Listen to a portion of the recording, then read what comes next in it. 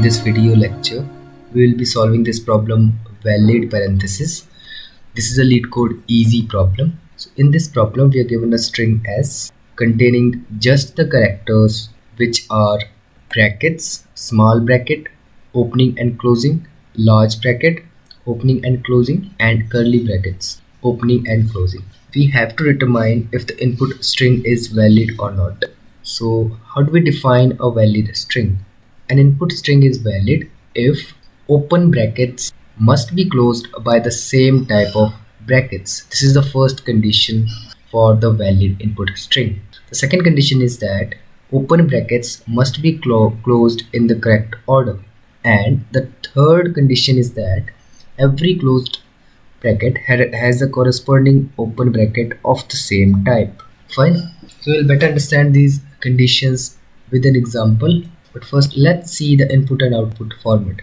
In the input, we'll be given a string S containing these characters, and in the output, we have to return a Boolean variable containing true or false, which represents whether the input string is valid or not. So let's see the constraints of the problem. The length of the string may go up to 10 raised to the power 4 or 10,000, and the string S consists of only parentheses. 3 types of parentheses. So let's better understand the problem statement and these conditions using an example. So here we have an example. So in this example, we are given a string S which contains the parenthesis, and we have to check whether this string is a valid string or not. So what are the conditions to check this? The first condition is that, so this is our first condition to check for a valid input string, which says open brackets must be closed by the same type of brackets. So here you see an open bracket, which is the first character of the string, and it is closed by the same type of bracket, which is a small bracket, and hence the string up to the length 2 is valid. Then let's go for the next open bracket, which is the character at position 3. Here you can see that this bracket is also balanced by the similar closing bracket of the same type. Then we go to the fifth character, which is an opening curly braces, and we see that this is again closed by the similar type of bracket, and hence this condition is validated. Let's see the second condition for a valid string. So the second condition says that the open brackets must be closed in the correct order.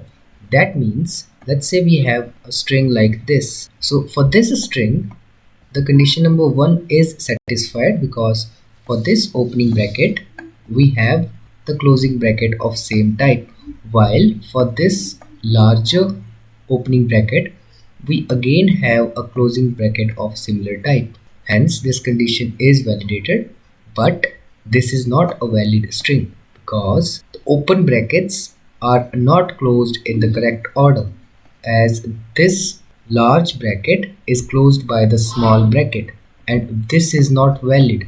Hence, this condition is violated in these type of strings. So what is the third condition that we have in the problem statement?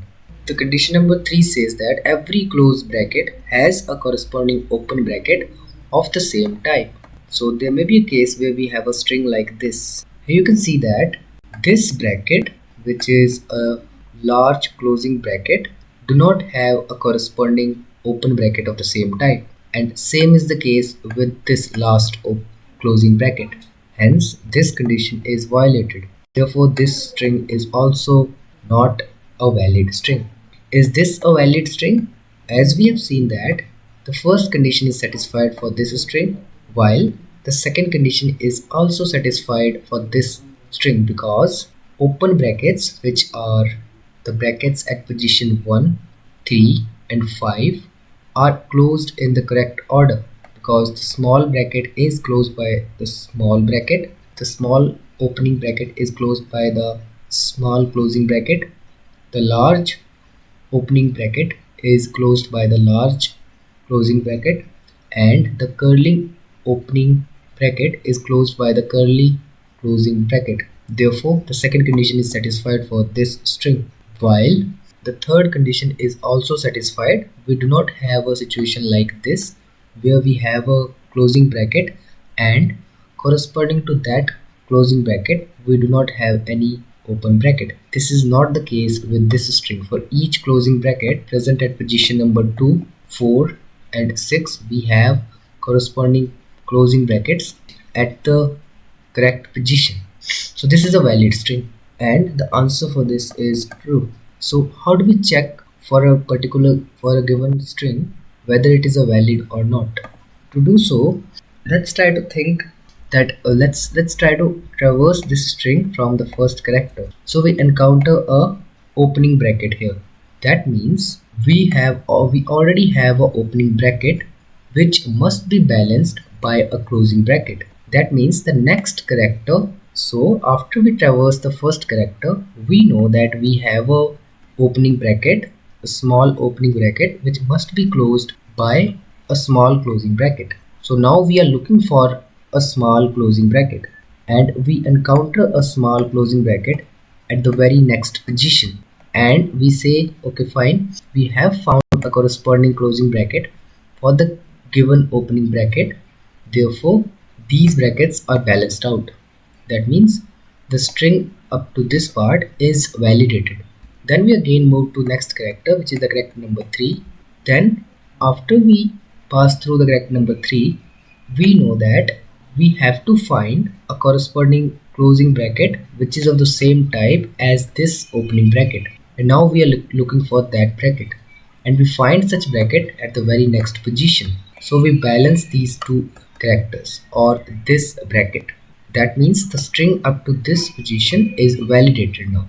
Then we again move to the next character, which is a opening curly braces, and now we have to keep track or we have to find a corresponding closing braces for of this kind, and we find that character at the very next position. So we balance these out and we say okay, the string up to this position is validated or the entire string is a valid string. So that's all we have to do.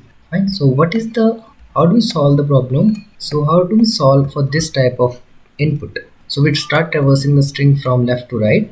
We encounter a large opening bracket. After we move to the next part of the string or the next character, we are looking for a corresponding closing bracket which is of the same type as this. While in the next character we find a closing bracket. We find a new small opening bracket, and that means now we have to look for a small closing bracket in the rest of the string. So then we move to the next character and our priority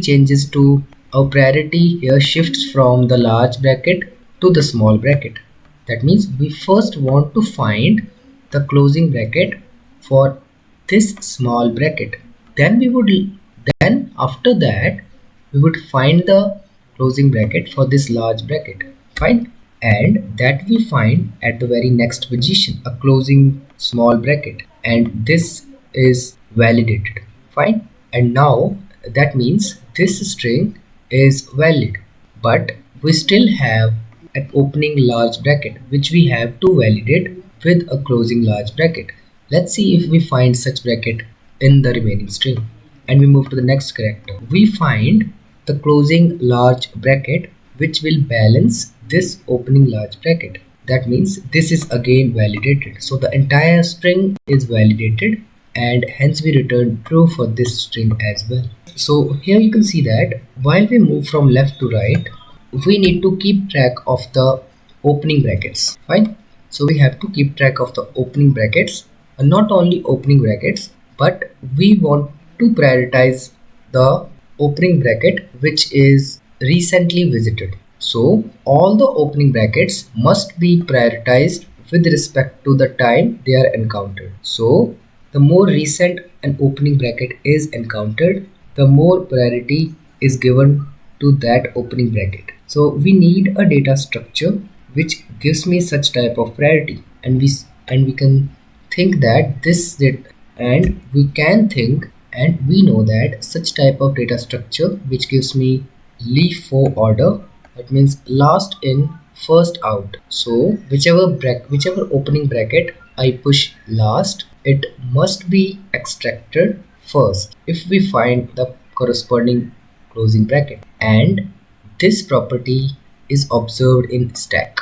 So that means we have to use stack to store our opening brackets. Then the question is, how do we check how our stack will check if the given string is an invalid string? Let's see how our stack will check that. Let's take an invalid string. So this string is invalid and we start traversing this string from the first character. So we encounter a opening bracket and this is our stack. So we push this opening bracket into the stack. Then we move to the next character, which is a closing bracket, but it is not of the same type which we have at the top of the stack. For at the top of the stack we have a small opening bracket, while this bracket is a large closing bracket. And here we encounter a bracket which is a large closing bracket, and corresponding to this large closing bracket we do not have a corresponding opening bracket like this, because if it were there, it must be present at the top of the stack. Therefore we return false right from here. The string is verified, it is not a valid string. Fine.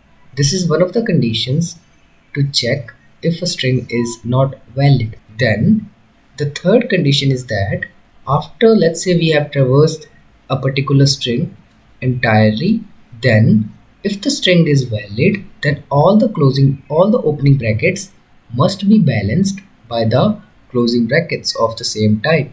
That is the case, then our stack must be empty, because let's say we have our stack and we start traversing this string from the first character. So we encounter a opening bracket, we push it into the stack. Then we encounter corresponding closing bracket corresponding to the bracket which we have at the top of the stack. So that means this bracket which is present at the top of the stack is balanced. Since it is balanced, we remove it from the stack and we check for the next character, which is a opening large bracket. So we push that bracket inside our stack. So the top element now in the stack is this third character. Then we move to the fourth character, and this fourth character is the corresponding closing bracket for the character which is present at the top of the stack, and hence we remove this as well. So this is removed from the stack and the string is validated till this point. Then we move to the fifth character, which is a curly bracket, and we push this into the stack, and then we move to the next character, which is a corresponding closing bracket which is present at the top of the stack corresponding to the bracket present at the top of the stack, and hence this bracket is also balanced and we remove it from the stack. Finally, our stack is empty. That means the entire string is balanced, and since it is balanced, it is a valid string. So for the string to be balanced, the stack at the end of the traversal of the string must be empty. So this is the third condition for checking a valid string. Fine. So that's how we solve this problem using last in first out data structure. Let's move on to the implementation part. So this is our isValid function, which takes in the string s and checks if the given string is valid or not. We calculate the length of the string. We declare a stack, empty stack. We traverse over the string starting from the first character till the last character, and this is the condition where we check for an opening bracket. So if we find an opening bracket of any of the three types, we push it into the stack. Otherwise, we have these conditions. If the stack becomes empty, that means we have encountered a closing parenthesis, one of these closing parentheses, into the empty stack. So since the stack is empty, we do not have a corresponding opening bracket. So that is the condition which is handling that case, and hence we have to return false. If this condition is encountered, or we have a mismatching characters, that means the opening bracket present at the top of the stack is not matching with the current closing bracket which we have encountered here at the ith position. So these three conditions are handling that case. So if that is the case, if we have either of these two cases, we return false. That means the string is not valid.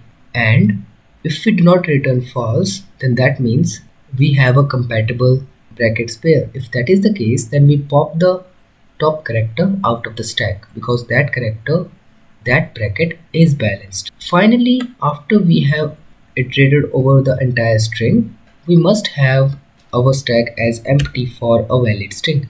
So if this is empty, then this will give me true, and hence I will return true from this function, which represents that the string was valid.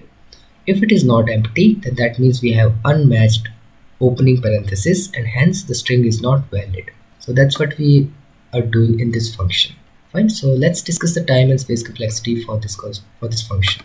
So we see that the time complexity for the given implementation is linear because we are iterating over the string once, and the space complexity for this implementation is also linear because I'm using a linear data structure stack.